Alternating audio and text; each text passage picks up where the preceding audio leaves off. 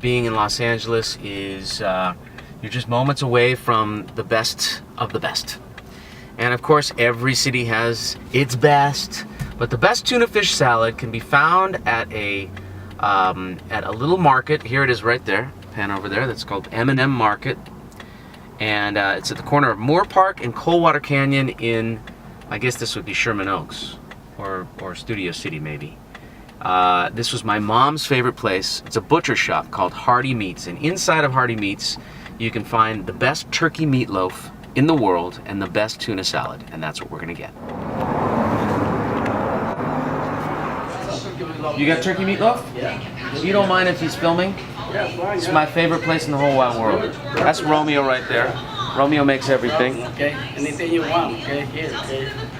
Hardy. Anything you want too, I put in the chat for you. Okay, so how about some turkey meatloaf? Okay. Yeah, sliced up, please. And can we get a medium tuna fish salad too? Tuna? Yeah. Okay.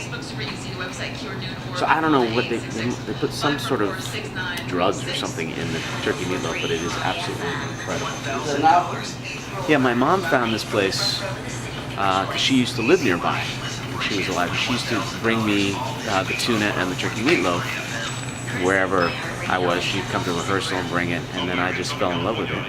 And now this is the place. I don't live in the valley, but when I'm anywhere near the valley, this is where I stop. Okay. Get our lunch. Let's go to Paul Brown's house. We're at the gate of Mr. Paul Brown. This is his house. This is where he has the studio. I've got the Hardee's barbecue, and there he is right there. And so let's try and be nice. We don't want him to send us away for trespassing.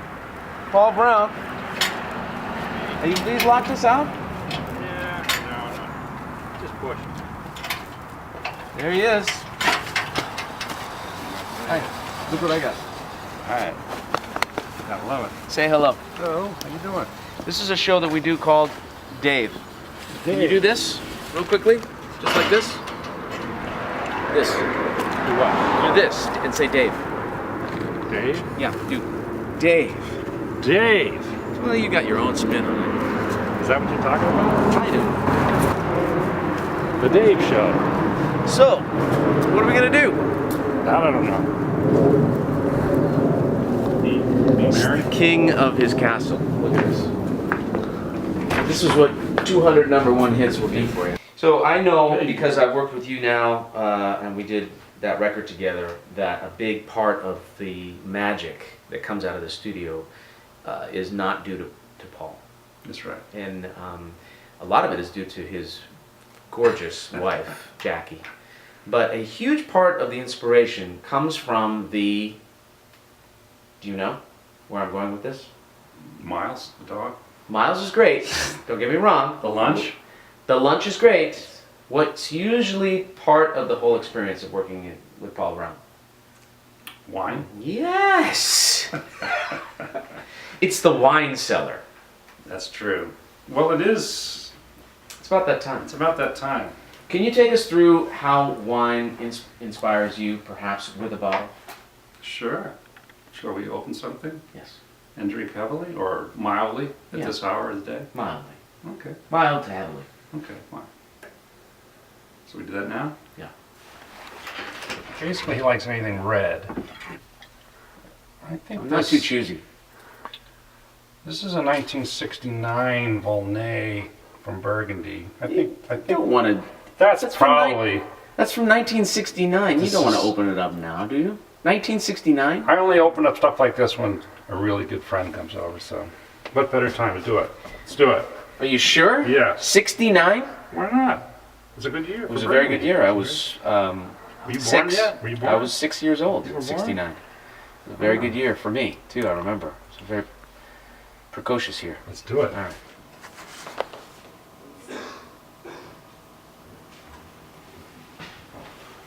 So this is a 1969. This is one of the reasons why you come to Brown's. This is not like a 2011 vintage or a 2008 Right, vintage. Tuesday. Or something that was made Tuesday. This is from 1969. It's been sitting It's been in there a on minute. Huh? It's been in there a minute. It's been sitting outside for 40, Some years. 45 years. 45 years ago this wine was made. And that's the beautiful thing about wine that I love is inside of that bottle is a whole story. Exactly. The people that were around in 1969 that bottled that and put all of their heart and soul into it. And here we're now, 45 years later, we're going to partake in it. Hopefully enjoy it. And it's very important to have the proper stemware. I hate drinking good wine out of bad stemware, and this is the ultimate. Are those Riedel? Those are the, yeah, they're the sommelier Riedel. Yeah. Hopefully this I love the color too because it's kind of got a brown. Look at that for a 45-year-old wine. It's pretty. Hey, there's hope. It could be all right. Do you partake? Oh, that smells so good. Smell it. Jacques. There's so much going on in there. Unfortunately, you can't cheers with these glasses because they break. Okay. We can just. Let's just Salute. cheers. Salute. You my That is good wine. Oh my God. Jack, I have to tell you honestly that Paul is the guy that brought me around on French wine because I grew up in California, Napa and Sonoma, did I. and Santa Ynez. We love California wine, and California makes great wine. Yeah. But I different. really didn't know anything about French wines until I started working with Paul and these dinners that we would have. Now you're ruined. And when you try French wine, especially vintage French wine, it's like this is where it all began. Isn't it kind of like though, like an old Selmer horn compared to whatever a great maker of a new horn would be at this point in time, but not Selmer, but like a, you know. Yeah, all are good, Yeah, but there's a certain. there's a thing. It's hard to put into It's words. true. I wish you could taste this. As they say in Canada, je ne sais quoi. It's a je ne sais quoi. It just tastes goddamn good. It's good. You know what would be nice? Some cheese Is and crackers.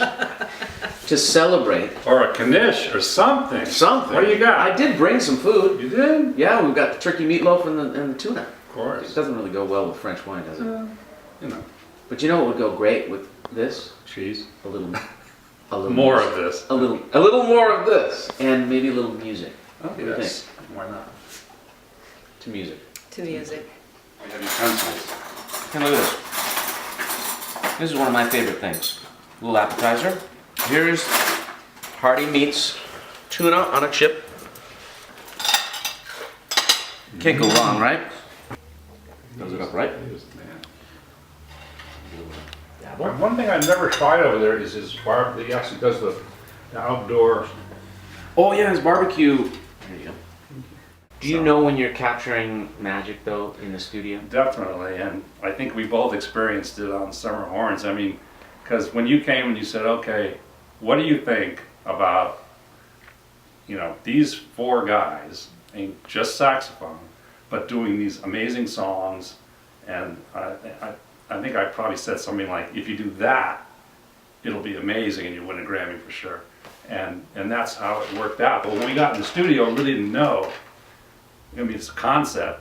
But then when we got in the studio the first day, I remember, I think the first thing we recorded was Always There. And that ba-da-da-da, ba-da-da. And as soon as you guys played one time, I think we all looked at each other and went, oh, damn. Because we didn't know until the day of the first recording session. We'd never played. We didn't know Yeah. what sound we were going to create. Not, You put four people together who are soloists in a band, and you it's don't kind know of the crazy. blend. It's kind of crazy. Yeah, we took a big chance. Yeah, Thank it was God crazy, worked out. but yeah, it worked out great, and I think everybody was in that place of like, okay, how can we make this work? Not like I want my sound to be, you know, this. It's just how do we make this work as an ensemble, and it really, really helped the cause.